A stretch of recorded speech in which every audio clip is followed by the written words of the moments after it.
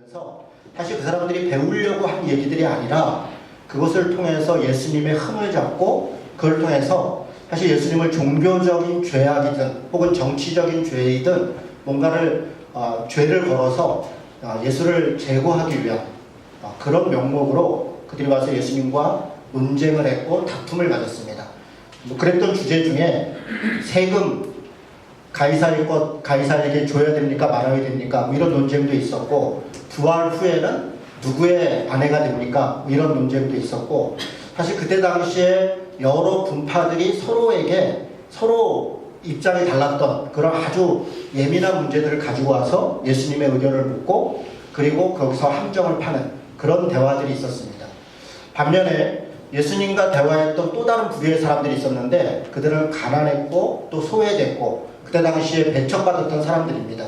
그런 사람들과 예수님이 대화할 때는 그들에게 먼저 다가가서 때로는 고통과 아픔이 있는 사람들에게 그들의 아픔을 어루만지시기도 하고 손을 잡기도 하고 또 그들의 아픔 가운데 그들을 고쳐주시기도 하고, 그렇게 예수님은 또 어렵고 눈물 있고 고통 있는 사람들과 대화하셨습니다.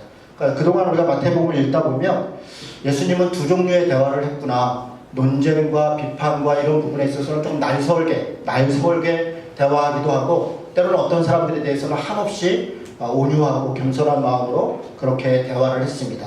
그러다가 오늘 23장은 사실 24장, 25장까지 계속 이어지는 대화이긴 한데 우리가 이 글을 읽을 때 굉장히 불편함을 느끼는 그런 대화가 있습니다. 예수님은 여기서 굉장히 거친 언사들을 사용합니다. 특별히 23장 33절에 보면 이 대화의 당사자들에게 뭐라고 얘기를 하냐면 뱀들아 독사의 새끼들아 이렇게 표현합니다.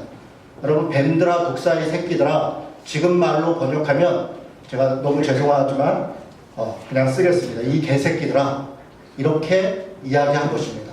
아니, 뱀들아 독사의 새끼들아 했는데 그게 왜 개새끼가 됩니까? 당시에 팔레스타인, 지금도 마찬가지인데 사막 지역입니다. 거기에는 뱀이 많이 다닙니다. 우리에게 있어서 강아지들, 개가 이렇게 흔한 것처럼 거기는 개보다는 뱀들이 흔했고, 그리고 사악한 자들, 못된 자들, 더러운 자들에 대하여 뱀들의 새끼들아 그렇게 화를 내거나 욕을 했습니다.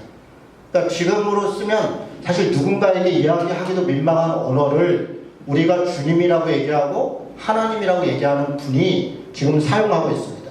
이런 이야기들은 사실 우리를 좀 당황스럽게 합니다. 우리가 하나님이다, 또 신이다, 주님이다 그럴 때 얼마나 경건하고 거룩하고 분노하지 않고 사랑이 많으시고 인애하고 자비로운 분, 이런 분을 우리가 기대하지 않습니까? 그런데 예수님의 언어는 이런 부분들을 우리가 좀 당황스럽게 합니다. 사실 이 부분만 당황스러운 것이 아니라 가난하고 소외된 사람들과 예수님이 대할 때 그를 비난했던 사람들이 예수님을 이야기할 때 썼던 언어도 우리를 당황스럽게 합니다. 예를 들면 이렇게 얘기했습니다. 예수님에 대하여 복보다 술꾼이다 이렇게 얘기했습니다. 다시 얘기해서 저 사람은 먹는 걸 탐하고 심지어는 술 먹는 걸 좋아한다, 그렇게 예수님을 비난하는 데 사용했습니다. 그것은 없는 얘기를 했던 게 아닙니다. 실제로 예수님은 가난하고 고통받는 사람들과 함께 먹기를 즐겼고 또 그들과 함께 포도주를 마시고 그들의 먹는 음식들을 서스름없이 먹으면서 그들과 함께 교제했습니다. 그런 모습들은 당시에 경건함을 추구하고 혹은 높은 지식을 추구하고 혹은 명예를 추구하고 어떤 경건함을 추구했던 사람들이 볼 때는 너무나 하찮아 보이고 또 막돼 보이고 그런 모습으로 보였습니다. 예수님의 모습은 그들에게 그렇게 천하게 보였고 또 심지어 예수님은 그들에 대하여 언어를 사용할 때 욕설을 섞어서 그들을 비난할 정도로 오늘 강력하게 그들에게 대하여 분노하고 저주하고 심판을 촉구합니다. 여러분, 이런 모습들은 사실 우리에게 익숙치 않습니다. 왜냐하면 우리는 이런 말씀들을 주의 깊게 보지 않기 때문에 그렇습니다. 우리가 하나님에 대하여 성경을 읽고 또 예수님에 대하여 성경의 말씀을 볼 때는 사실은 우리는 우리가 보고 싶은 것, 우리가 듣고 싶은 것만 듣습니다. 대개는 하나님은 사랑이 많으신 분이고 능력자이고, 그래서 내가 공고하고 어렵고 곤란한 지경에 있을 때 나를 도와주시는 분이야. 내 가난함을 부유하게 하시고 나의 비천함을 존귀하게 하시는 분이야. 민족의 어려움들을 이기게 하시는 분이야. 그렇게 우리는 읽고 싶어 합니다. 그리고 예수님은 그 하나님으로서 우리를 위해서 끝없이 사랑하고 자기의 모든 것을 다 주기까지 우리를 사랑하신 분이야 라고 우리는 읽고 싶습니다. 읽으려고 합니다. 그런데 실제 성경을 펴서 읽어보면 하나님의 모습은 뜻밖의 모습이 많습니다. 분노하고 저주하고 심판하고 심지어는 진멸하고 어떤 경우에는 슬퍼하고 무기력하고 그런 하나님의 모습들을 우리가 보게 됩니다. 어떤 면에서는 예수님의 모습은 우리를 또 당황스럽게 합니다. 하나님의 아들이고 하나님 자신이라고 하시는 예수님은 너무나 초라하고 무기력하고 심지어는 거칠고 말도 함부로 하고 행동도 강하고 그런 모습들을 보게 됩니다. 여러분 제가 이렇게 쭉 이야기를 하는데 여러분의 머리에 지금 그려집니까? 아 하나님 그런 분이었지. 그런 모습도 있었지. 아 예수님 그런 모습도 있었지. 아마 그려지는 분도 있을 것 같습니다. 그런데 많은 분들은 잘 그려지지 않을 수 있습니다. 왜냐하면 우리가 그동안 읽었던 혹은 우리가 주의 깊게 봤던 하나님과 예수님의 모습은 그런 모습들이 아니기 때문에 그렇습니다. 내가 읽고 싶고 내가 듣고 싶고 내가 보고 싶은 그런 하나님을 우리는 믿고 있고 그런 예수님을 우리는 따르고 있습니다. 그런데 우리가 보고 싶고 듣고 싶었던 그 하나님은 어쩌면 성경이 말하는 하나님이 아닐 수도 있습니다.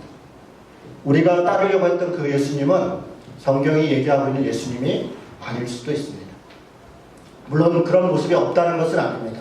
하나님이 사랑이 없거나 전능하지 않거나 그렇지 않다 그렇게 말씀드리는 게 아닙니다. 예수님이 우리를 위해서 한없이 사랑하셨고 자기의 죽기까지 우리를 끝까지 그렇게 품고 사랑하셨다라고 그렇지 않았다라고 말씀드리는 것은 아닙니다.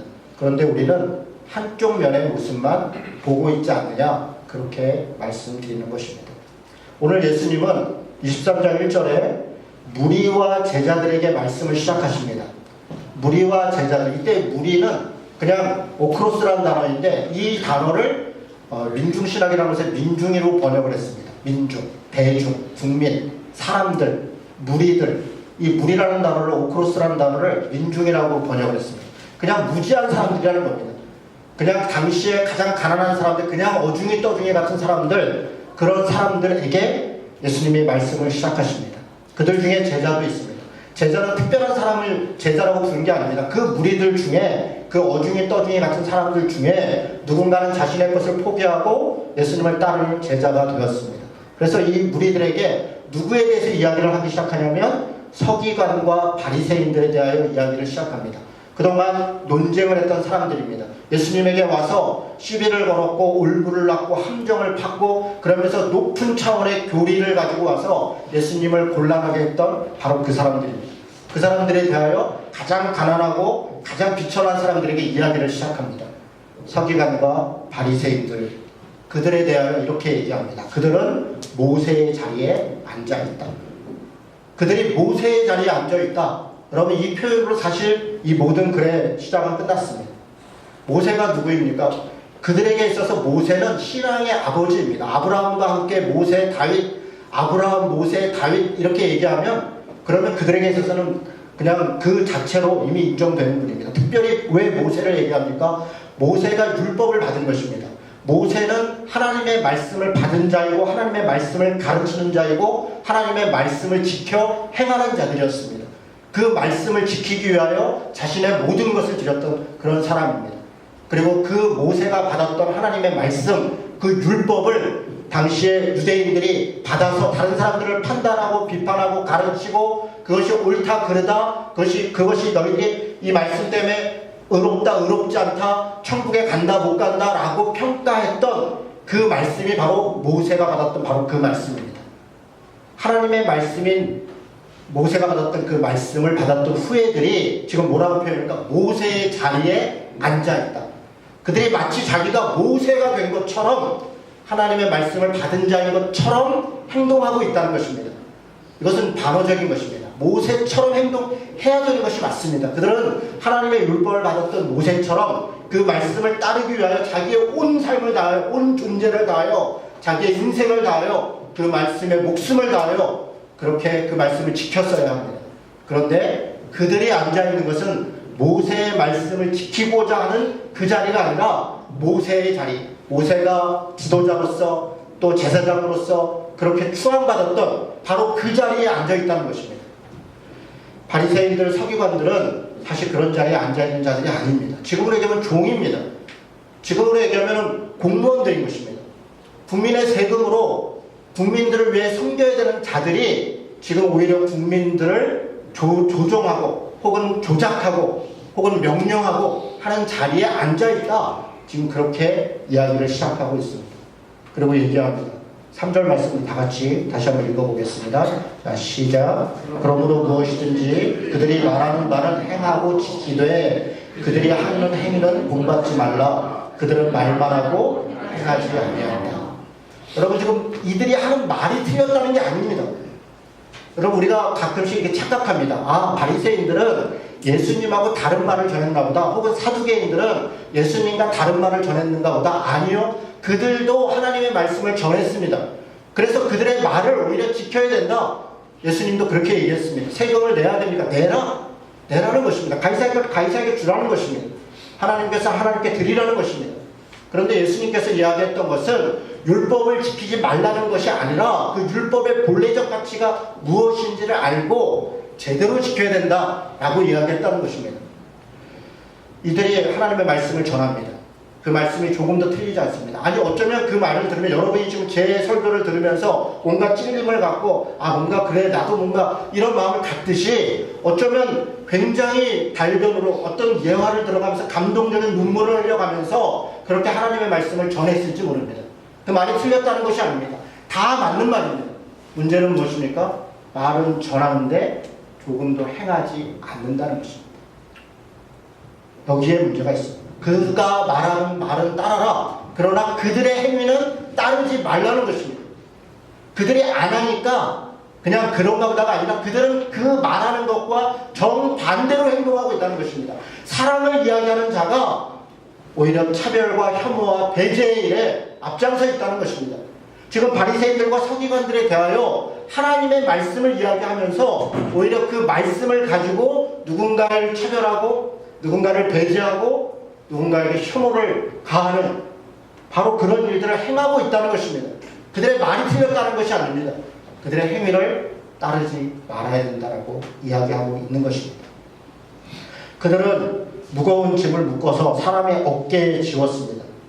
그리고 자기들은 한 손가락도 움직이지 않았습니다. 여러분, 이 말은 예수님의 행위와 정확히 정반대로 이야기하는 것입니다. 마태복음 11장에 보면 예수님은 누구든지 수고하고 무거운 짐지자들아 다 내게로 와라. 내가 너희를 쉬게 하리라. 내 짐은 가볍다. 그렇게 이야기했습니다. 예수님께서 주시는 말씀은 가벼운 것입니다.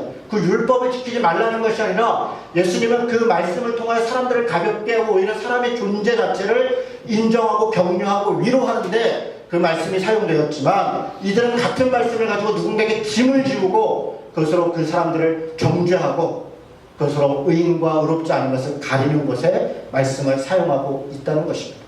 정확히 예수님이 했던 것과 정반대입니다. 더군다나 자신들도 그 말씀을 지키기 위해서 애를 쓰면서 혹은 설마 서로 자신들이 지금 적용하려고 하는 말씀이 틀렸다 할지라도 내가 부족하지만 그 말씀을 지키려고 애를 쓰면서 당신도 같이 이 말씀을 지킵시다 라고 한다면 그건 얼마든지 이해할 수 있습니다. 왜냐하면 그렇게 알고 있기 때문에. 문제는 거짓말하고 있다는 것입니다. 사기를 치고 있다는 것입니다. 자신도 그 말이 옳다는 걸 알면서 자기는 행하지 않는다는 것입니다. 그래서 남들에게 행한다는 것입니다. 문제는 그것입니다. 자기가 그것이 옳다고 생각해서 그것을 끝까지 행한다면 저는 그것은 존중되어야 된다고 생각합니다. 믿는 말을 행하는 것입니다. 물론 틀렸다고 얘기할 수 있습니다. 그러나 최선을 다해서 그 말하는 것을 지키려고 하는 것, 그거 자체를 몰라서 행하는 것을 어떻게 우리가 이야기할 수 있습니다. 틀렸다고 얘기할 수 있으나 그 진심 자체를 무시할 수는 없습니다. 문제는 옳다고 생각하는 것도 행하지 않고 거짓말인 뻔한 것도 진짜인 것처럼 말하고 그렇게 거짓말을 하고 사기를 치고 그것을 통해서 이익을 얻고자 행하고 있다는 것입니다.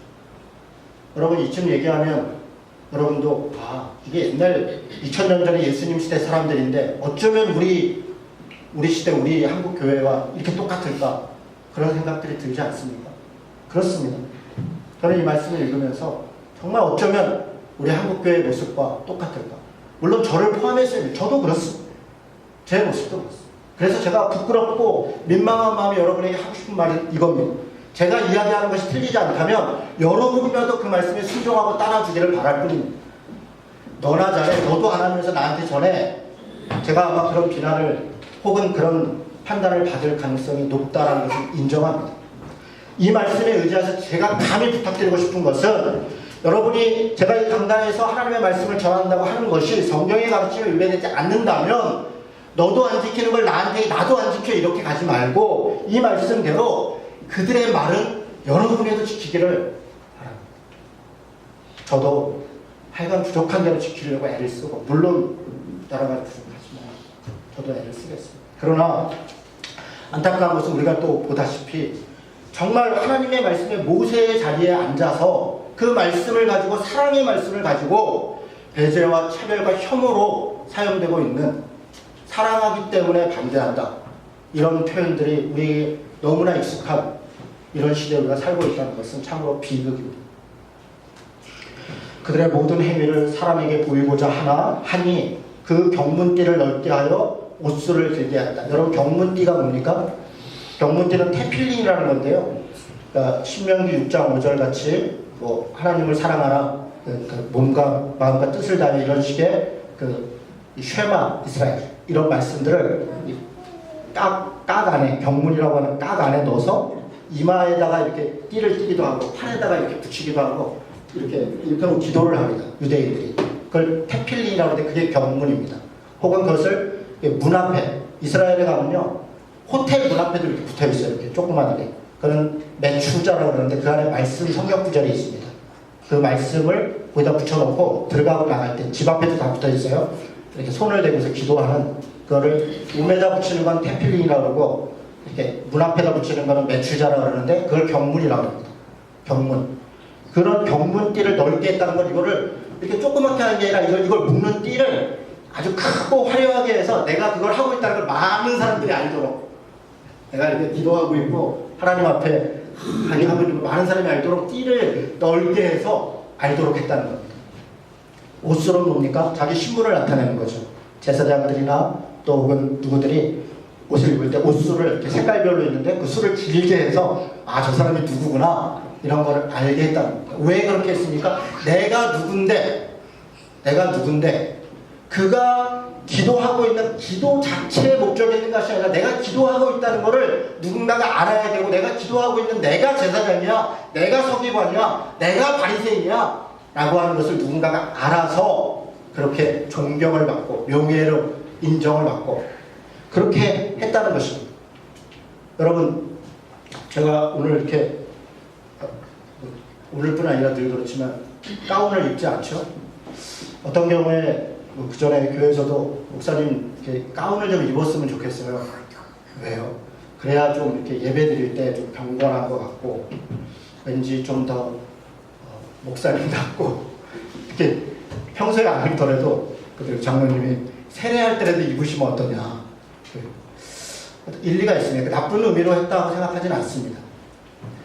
목사가 왜 가운을 입었을까요? 처음에 종교개혁 때 종교개혁 이전에는 지금 가톨릭처럼 이 계급별로 추기경, 교황, 뭐 주교 이런 것처럼 분들이 계급별로 옷 색깔이 달랐습니다. 옷만 봐도 그의 신분을 알게 됐어요. 그래서 그 옷이 그 사람의 신분을 나타내고 그것 자체로 그가 권위를 인정받았습니다. 그런데 종교개혁자들은 종교개혁을 하고 그들이 가운을 다 없앴습니다. 딱 하나 입은 게 뭐냐면 검은색 가운을 입었어요. 검은색. 그거는 사실은 안 입은 게 아니라 검은색을 입었던 것은 내가 죄인이다. 난 아무것도 아니다. 왜냐하면 당시에 옷을 입은 자체가 신분을 나타내게 됩니다. 좋은 옷을 입으면 부자구나. 조금 이렇게 입으면 지식인이구나. 허름한 옷을 입으면 농부구나. 그러니까 가운을 안 하더라도 그 옷으로 인하여 신분을 눈치챌 수 있도록 하는 것은 적절치 않다라고 생각한 겁니다. 그래서 종교개혁자들은 까만색 가운을 입었습니다. 근데 저는 이게 실수였다고 생각합니다. 차라리 아무것도 입지 않았으면 지금도 계속 안 입을 텐데 까만색을 입었더니 점점 가면서 뭐 조금 하나 더 하고 조금 더 하고 지금은요 다시 가톨릭으로 돌아갔습니다. 지금 목사님들도 다 가운을 입고 심지어는 박사학위를 받으면 박사학위 줄을 이게 한 줄, 두 줄, 세 줄. 그래서 그 가운만 보면 아 저분은 박사인 목사구나. 아 저분은 석사인 목사구나. 신학 석사인 목사구나. 이걸 알 수가 있어요. 술만 봐도. 그래서 그걸 가지고 자신의 권위를 나타냅니다. 여러분 제가 박사면 여러분이 더 기분이 좋겠습니까? 우리 목사님은 박사야. 우리 목사님을 소개할 때 이준호 저 어느 교회 다니세요? 네. 사남교회 다닙니다. 그 목사님 누구시냐? 아 우리 목사님은요 유학을 갔다 왔고 영국에 갔는데 신학 박사이고 뭐 그럼 여러분 조금 더 나으세요? 제가 박사학위 받을까요? 여러분 조금 전도하기 좋으세요? 제가 볼 때는 제가 박 박사에게 전도할 건 별로 없어 보이긴 하는데 전도를 안 하죠. 목사가 박사인 게 뭐가 그렇게 중요합니까? 어떤 목사님들 명함을 받으면 거기에 목사 이준호 이러면 끝나는 건데 사실은 목사라는 것도 이게 직업이잖아요. 직분 또 직업이라고 또 화내는 분이 계실까 봐. 그러니까 직종인 거잖아요. 직종. 제가 목사라는 직종을 갖고 있다는 거잖아요. 어떤 분은 의사고, 어떤 분은 교수고, 어떤 분은 농부고.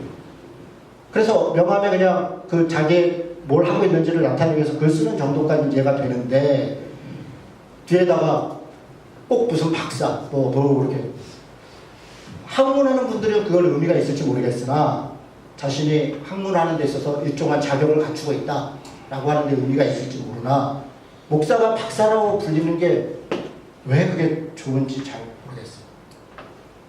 공부 안 하니까 그런 소리 하죠. 그럴 수 있겠습니다. 어쨌든 가운을 입고 자기의 어떤 사회적 신분, 위치 이런 것들에 이야기를 하는 것이 정말 무엇을 위해서 그렇게 하는가 저는 생각해 볼 필요가 있다고 생각합니다. 제가 가운을 입은 건 다 틀렸다 그렇게 말씀드리는 건 아닙니다. 가운을 입은 것이 일정하게 그 역할을 감당하는 어떤 모습일 수 있겠습니다. 의사가 일을 할 때 의사 가운을 입고 어떤 회사에서 일을 할 때 회사 옷을 입고 하는 것들이 의미가 있을 수 있겠습니다. 그래서 목사의 작업복으로 가운을 입었다. 그러면 또 의미가 있을 수 있겠습니다. 그러나 저는 안 입어도 편합니다. 제가 애찬을 매주 할 때 처음에는 신장갑을 꼈었어요. 우리 교천에도 교회에서 가운을 안 입고 왜 꼈었냐면 무의식 중에 성찬식을 집례할 때 목사님들이 신장갑을 끼던 것이 그냥 이렇게 습관적으로 남아있던 거예요. 그래서 그냥 이렇게 근데 어느 날 생각해보니까 이걸 내가 왜 끼고 있지? 그래서 이렇게 찾아보니까 외국에 있는 목회자들은 성찬을 집례할 때 장갑을 안 껴요. 누가 끼는가 봤더니 이제 장례식 할 때, 장례 지도사들, 또 결혼식 할 때 신랑 신부들, 이게 이쪽에 문화더라고요. 그래서 이걸 그냥 이렇게 장례식이나 혹은 결혼식이나 이럴 때 이렇게 예식 때 끼는 거더라고요. 그래서 이걸 내가 굳이 낄 필요가 없는데 그 생각까지 못했던 거죠. 네, 그 다음에 벗었습니다. 한 가지 이제 미안한 거는 떡을 뗄 때 혹시 이렇게 위생적으로 더러울까봐 좀 염려가 되는 그 미안함이 하나 아직 남아있어요. 고민은 좀 되는데 그래도 장갑을 끼는 장갑도 그렇게 깨끗하지 않아요. 매주 새로 쓰는 것도 아니고. 그래서 어쨌든 제가 지금 말씀드리려고 하는 것은 경문띠를 넓게 하고 옷수를 길게 하고 자신들의 신분과 어떠함을 나타내는 걸 통해서 외향적인 걸 통해서 자기가 존중을 받고 뭔가 하려고 하는 그런 우리의 생각들이 과연 어디로부터 시작된 것인가를 생각해 볼 필요가 있습니다. 저만 그렇습니까? 여러분들의 명함에는 무엇이 쓰여져 있습니까? 여러분들의 명함에 무엇이 쓰여있고 여러분은 무엇을 나타내고자 합니까? 이런 부분들에 내가 과연 다른 사람한테 나를 소개할 때 나를 나타내려고 할 때 저 사람이 내가 누구인지 알아주기를 바랄 때 과연 나는 왜 그러고 있는가를 우리 스스로가 정말 한번 돌아보면 좋겠다 그런 생각도 하게 됩니다. 이들이 잔치의 윗자리에 앉고 회당의 높은 자리에 앉고 또 시장에서 문안 만든 걸 좋아하고 사람에게 랍비란 칭함을 받고 여러분 이 8절에서 10절은 또 우리를 당황하게 합니다. 선생님 소리를 듣고 지도자 소리를 듣고 심지어는 아버지 소리를 듣고 여러분 많은 목회자들이 선생님 소리를 듣고 지도자라는 칭함을 받고 심지어는 아버지라고 내가 영적인 아버지라고 칭함을 받는 것을 당연시 여깁니다. 그런데 성경은 정확하게 그래서는 안 된다고 얘기를 하고 있습니다. 그래서는 안 된다. 예수님만이 선생님이고 예수님만이 지도자이고 예수님만이 아버지라는 것입니다. 하나님만이 아버지다. 우리는 종이라는 겁니다. 양치기가 아니라 양이 치고 있는 막대기라는 겁니다. 양을 돕고 있는 그 돕는 이 강아지, 개, 이 목양 개라는 겁니다.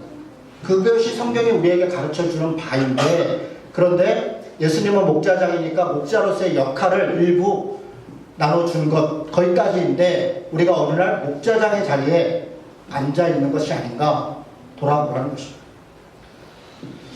저는 교회에서 호칭을 부를 때 저보다 연배가 많은 분들한테 직분이 있으면 집사님, 권사님 그러면 좀 난데, 없을 때는 형제님, 자매님 그러기가 조금 미안하더라고요. 우리 말이 형제는 형도 있고 동생도 있는데 형제님 그러면 왠지 좀 수평적인 것 같고, 근데 또 처음 봤는데 막 형님 그러기도 좀 애매하고, 그래서 이게 원래 이게 브라더 시스터가 둘 다 쓰니까 외국 미국식 영어식 표현은 브라더 시스터 부르는 게 괜찮은데, 우리는 형제님, 자매님 걸 번역해서 그렇게 쓰면 이게 좀 애매해요. 형인지 동생인지. 제일 좋은 거는 사실 그냥 형은 형이라고 그러고 동생은 동생이라고 그러고 그러면 제일 좋은데, 처음 만나면 좀 어색하니까, 그래서 저는 그냥 저보다 나이 많은 분은 다 선생님이라고 해요. 웬만하면 그냥 처음에 뵈면 다 선생님 부르겠어요. 이렇게 높은 사람으로서 선생님이 아니라 존칭으로서 선생님 그냥 그렇게 부르는데요. 갑자기 생각나서 선생님 소리, 지도자 소리, 아버지 소리 듣기를 좋아하는 것은, 그렇게 좋아한다면 그것이 얼마나 큰 책임을 져야 되는지를 그것 또한 우리가 생각을 해야 됩니다. 그것 또한 생각해야 됩니다. 누구든지 자기를 높이는 자는 낮아지고 누구든지 자기를 낮추는 자는 높아질 것이다. 어떤 분이 질문을 하셨어요. 제가 책에도 좀 써놨는데, 우리는 섬기는 리더십을 얘기해요. 리더십, 섬기는 리더십. 그런데 섬기는 것에 방점이 가 있는 게 아니라 잘 섬기면 높아질 거야, 잘 섬기면 지도자가 될 거야. 사실은 우리는 리더에, 지도자에 어떻게 해야 우리가 높은 사람이 되냐, 어떻게 해야 우리가 윗사람이 되냐에 더 관심이 있는 것 같습니다. 그런데 성경이 얘기하는 것은 전혀 그게 아닙니다. 그냥 섬기는 자를 얘기하는 겁니다. 그래서 이렇게 오히려 번역하는 게 나을 것 같습니다. 지도력으로 섬겨라. 섬기는 리더십이 아니라 리더십으로 섬기기. 이렇게 우리는 오히려 번역하는 거예요. 어떤 위치가 있는 거, 위치로 어떻게 섬길 것인가, 어떻게 종으로 살 것인가. 그것이 우리가 추구하는 바지, 우리가 잘 섬기면 사람들이 나를 더 높이 올려줄 거야, 내가 더 열심히 일하면 더 높은 자리가 될 거야. 대개는 안 그럴 것 같아요. 높은 자리에 가는 사람은 그냥 실력이 뛰어난 사람입니다. 공부를 잘하는 사람은 머리가 좋은 사람. 어떤 분은 그러더라고요. 어떻게 공부를 이렇게 잘하세요? 그랬더니 공부는 유전자예요. 그래서 그런 것 같다. 저는 아무리 해도 공부를 잘 못하더라고요. 그래서 잔머리는 있는데 성적은 안 나오더라고요. 그러니까 이거는 다른 거예요. 7가지의 화가 있습니다. 간단하게 얘기하겠습니다. 제가 처음 시작할 때 이 본문은 굉장히 심각하다고 말씀을 드렸습니다. 예수님은 지금 화 있을진저 외식하는 자들아, 이렇게 얘기합니다. 지금 외식하는 자들이 누구라고 얘기하는 겁니까? 앞에서 얘기했던 서기관과 바리새인들, 모세의 자리에 앉아서 자신은 말씀을 전하지만 그 말씀을 자기 삶에 전혀 적용하지 않는 사람들, 오히려 하나님의 말씀을 빙자하여서 높은 자리에 앉고 대접받기를 좋아하고 혹은 자신의 신분을 드러내기를 좋아하는 사람들, 그런 사람들에 대하여 외식하는 자다. 외식이라는 단어가 되게 어려운 단어인데 쉬운 말로 위선하는 자들, 위선자들, 화 있을진저 위선자들아.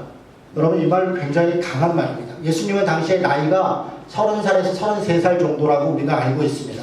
당시에 서기관과 바리새인들은 못해도 40대가 넘은 사람들입니다. 대개 한 50대, 60대까지 간 사람들이에요. 나이로도 이미 위이고 사회적 신분도 높은 사람들이고, 그런 사람들에 대하여 굉장히 거칠고 강한 말로 공개적으로 무리들이 보는 데서, 많은 사람들이 보는 데서 그들에게 비난하고 있는 겁니다. 때로는 정죄하고 있는 것입니다. 굉장히 거칠게 화가 있을 것이다. 이때 이 화라는 단어는 그냥 직역하면 심판이 있을 것이다. 하나님의 심판이 있을 것이다. 위선자들아 라고 얘기합니다. 천국문을 사람들 앞에 닫고 너희도 들어가지 않고 들어가려는 자들도 못 들어가게 하는 자들이다. 그들의 인생의 모든 것, 오히려 그 천국을 가지고 사람들을 협박하기도 하고 사람들을 꼬시기도 하고 때로는 그 천국을 가지고 이런저런 걸 했다고 바로 그것. 자기도 못 들어갈 뿐 아니라 남들도 못 들어가게 하고 있다. 그렇게 이야기합니다. 그런 자들은 당연히 심판을 받는 것입니다. 당연히 심판을 받는 것입니다. 여러분, 우리가 이 말씀을 읽을 때 이건 종교 지도자들한테 하는 말이구나. 아니요, 우리들에게 하는 말입니다. 여러분, 제가 정말 우리 모두에게 거예요. 정말 우리가 하나님을 두려워해야 됩니다. 하나님께서, 주님께서 우리에게 늘 말씀하시죠. 우리가 심판이 있다는 것입니다. 그런데 우리는 하나님을, 그분은 사랑이 많은 분, 그분은 겸손한 분, 그분은 인내가 큰 분, 그래서 내가 무슨 짓을 해도, 어떤 행동을 해도 하나님은 나에게 끝없이 끝까지 사랑하시는 분으로만 생각한다면 착각입니다. 주님은 분명히 심판이 있을 것이다. 화가 있을 것이다. 한 번 죽는 것은 사람에게 정하신 것이다. 그 이후에는 심판이 있을 것이다. 라고 이야기하고 있다는 것입니다. 이 땅에서 지금 우리가 어떻게 살아가는 것 물론 중요하지만 우리에게 더 중요한 것은 영원한 하나님 나라에서 우리가 어떻게 살아갈 것인가. 사실 그것이 우리 신앙의 모든 목적입니다. 안개 같은 삶이라고 하고 정말 꽃과 같은 삶이라고 우리가 고백하면서도 하나님이 우리와 함께하고 있고 우리의 삶을 지켜보고 있다는 것을 우리가 망각하고 있다는 것입니다.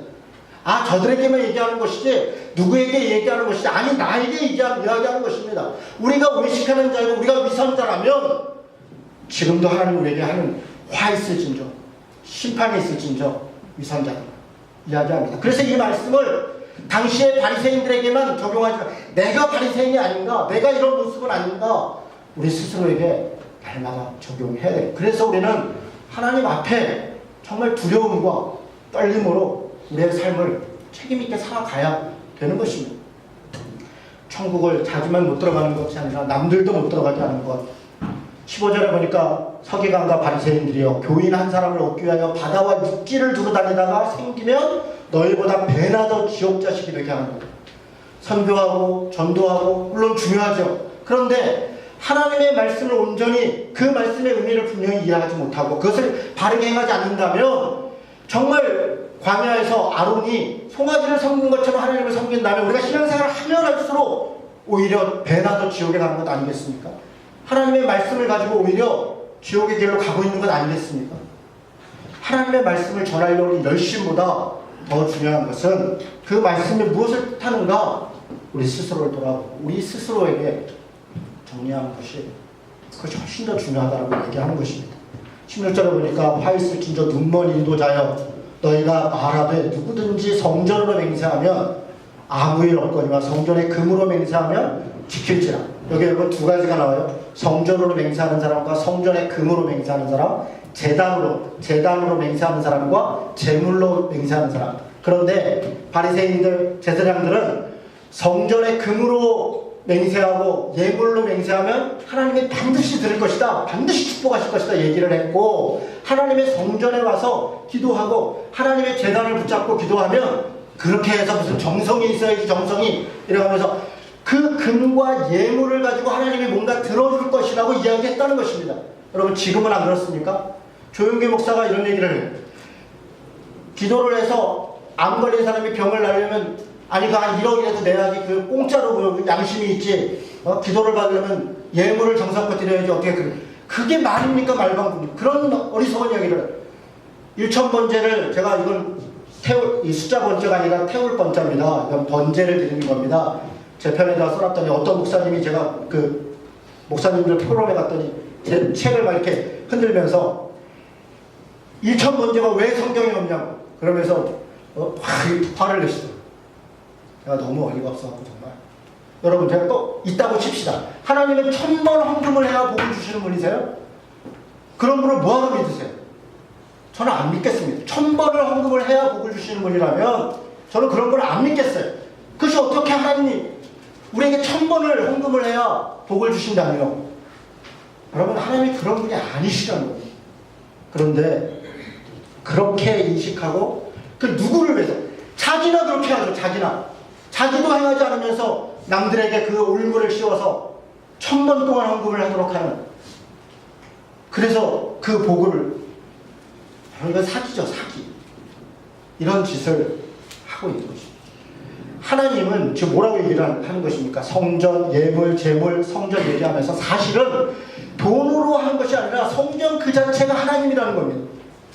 제단 그 자체가 예수님이에요. 왜 우리가 성전에서 기도하고 왜 우리가 제단에서 기도할 때 하나님께서 응답하시는가? 하나님이 곳에 계시기 때문에 그렇다는 것입니다. 이때 당시에 하나님을 믿고 하나님을 믿음을 가지고 믿음으로 간구하는 그 기도 가운데 하나님이 역사하신다 라고 하는 것이지, 그 믿음의 표현, 믿음의 대가를 보고 하나님이 역사하신다는 것이 아니라는 것입니다. 그런데 이들은 그 믿음을 온데간데 없게 하고 돈과 재물로 자신들의 믿음을 팔도록 했다는 것입니다. 그렇다면 이게 어떻게 믿음, 하나님이 주신 것입니까? 내가 돈 주고 산 것이지, 내가 이만큼 투자했더니 하나님이 주신 것이죠. 어떻게 그게 믿음이 될 수 있겠습니까? 거저 준 것을 어떻게 이들은 이렇게 했다는 것입니다.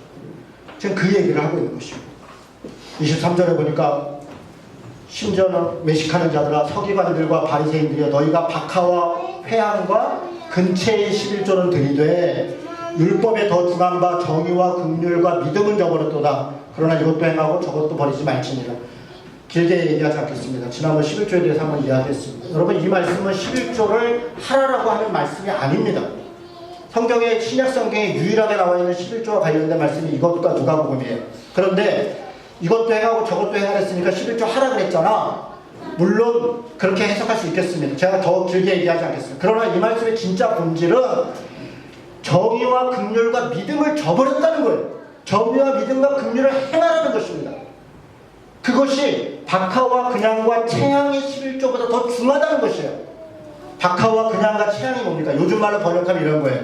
너희들이 고춧가루의 11조와 간장의 11조와 양념의 11조까지도 하면서, 심지어는 성미를 띠면서, 그러면서 옆에 가난하고 고통받는 사람들에 대하여는 전혀 모른 척하고 있으니 이게 어찌된 일이냐, 이런 얘기예요.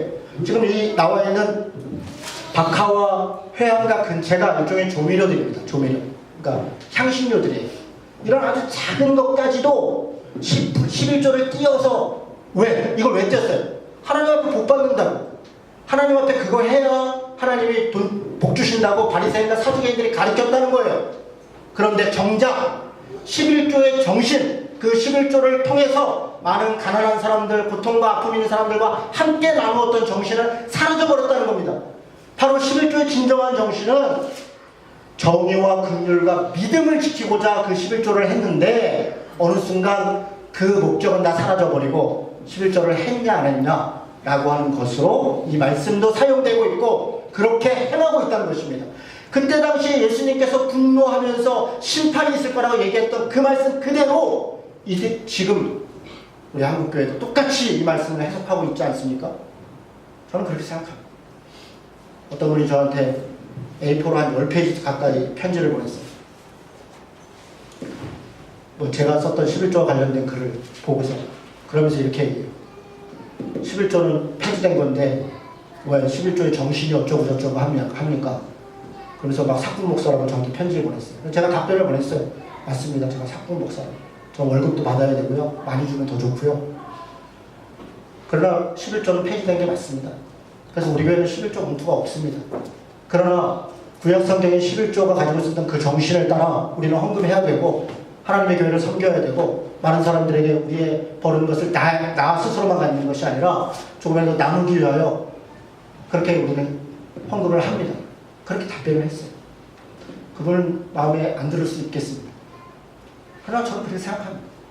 11조를 하냐 마냐가 문제가 아니라 11조든 교회의 헌금을 어디다 쓰는가, 무엇을 위하여 우리가 방향을 가고 있는가, 사실 그 얘기를 하고 있는데, 우리는 결국 이런 말씀들을 갖고 헌금을 안 하는 데 사용하거나 헌금을 착취하는 데 사용하거나 이렇게 하고 있다면 성경의 말씀을 정말 자기들 마음대로 해석하는 것이다. 저는 그렇게 생각합니다. 그 다음에 탐욕과 방탕. 사실 이 5번째, 6번째는 겉과 속에 대해서 얘기해요. 뒤에 보면 회칠한 무덤도 얘기하는데 겉과 속이 다르다는 겁니다. 회칠한 무덤이 뭡니까? 당시에 무덤에, 이게 무덤 위에다가 회를 치겠어요. 회. 이게 석회죠. 석회. 하얗게. 근데 속은 어떻습니까? 다 썩어 있죠. 겉만 번지르한 것, 속은 다 썩어 있는 것, 겉과 속이 다른 것, 또 겉은 무엇입니까? 왼쪽 규레이죠. 탐욕과 방탕이죠. 속은 탐욕과 방탕으로 가득 차 있고 겉은 외식과 불법으로 가득 차 있고 그런 모습으로 이들이 있었다는 것입니다. 그리고 너희 조상의 마지막으로 29절에 보면 선지자의 죽음에 대해서 얘기합니다. 여러분 이야기 간단히 하고 이제 마치려고 합니다. 자신들이 지금 뭘 하냐면 선지자들을 위해서 무덤을 만들었습니다. 누구 돌아가신 선지자님, 누구 예언자님, 누구 조상님 이러면서 했는데 예수님의 말씀은 그 선지자를 누가 죽였냐? 너희 조상들이 죽였고 너희들이 죽였다. 지금도 너희들이 그 선지자를 죽이고 있다. 심지어는 그 선지자를 십자가에 못 박을 것이다.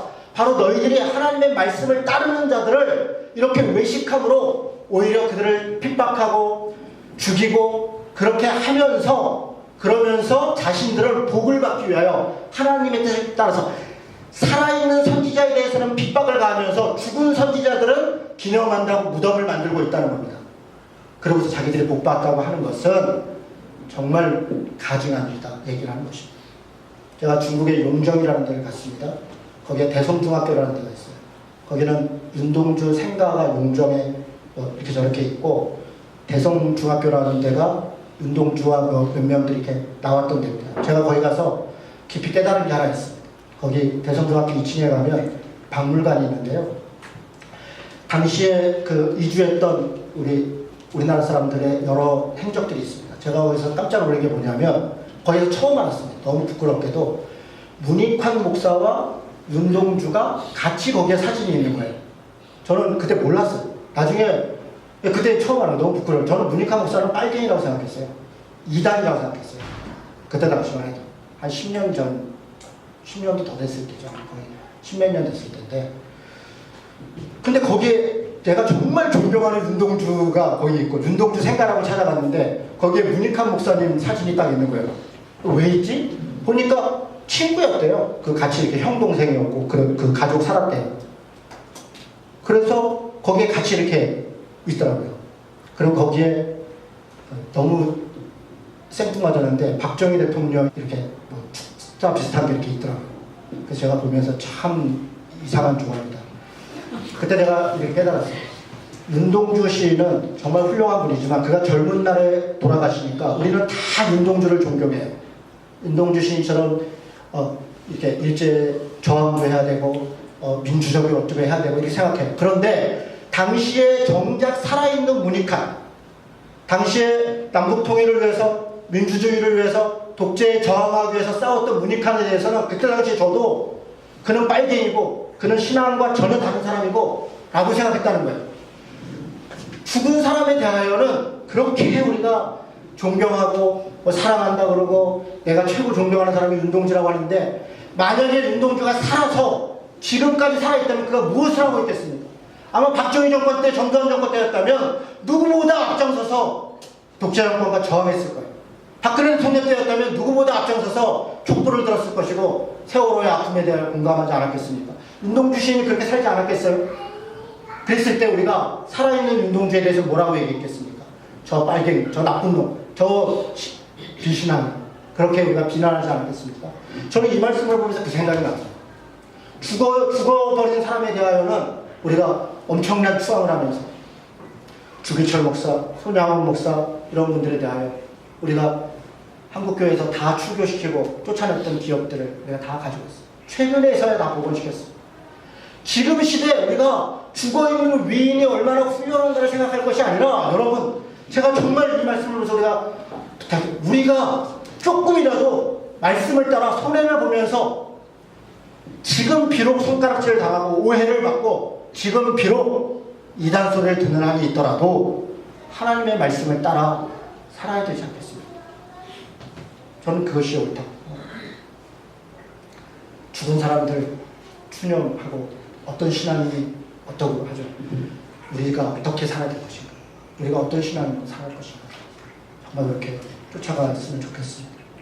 그러므로 아벨의 피로부터 죽은 바가라의 아들 사가랴까지. 아벨은 창세기에 나오는 순교자죠. 이 사가랴는 역대기 하에 나오는 사람입니다. 근데 왜 이 얘기 썼을까요? 유대인의 성경은 창세기에서 맨 마지막 책이 역대기하입니다. 역대기하예요. 그러니까 유대인의 성경은 그렇게 되어 있습니다. 그러니까 지금 이 글은 창세기로부터 성경 전체까지 순교자들의 피를 얘기하는 거예요. 처음부터 끝까지. 지금 이 바가랴를 얘기하는 게, 사가랴를 얘기하는 게 바로 그 얘기입니다. 그 피에 대하여 너희에게 돌아갈 것이다. 그렇게 경고하면서 당시의 서기관과 바리새인들에게 이야기했다면, 여러분, 우리는 누구입니까? 우리는 어떤 신앙생활을 하고 있습니까? 우리에게 이 7가지 화를 얘기한 것은 정말 우리는 외식하고 있지 않을까? 위선하고 있지 않을까? 하나님의 말씀을 가르치는 자로, 전하는 자로, 혹은 그렇게 우리가 믿는 자들로 산다고 하면서 실제 우리가 어떻게 살고 있는가? 우리 자신의 이 말씀을 돌아보면서 다시 생각해 보면 좋을 것 같습니다. 그렇게 말씀드립니다.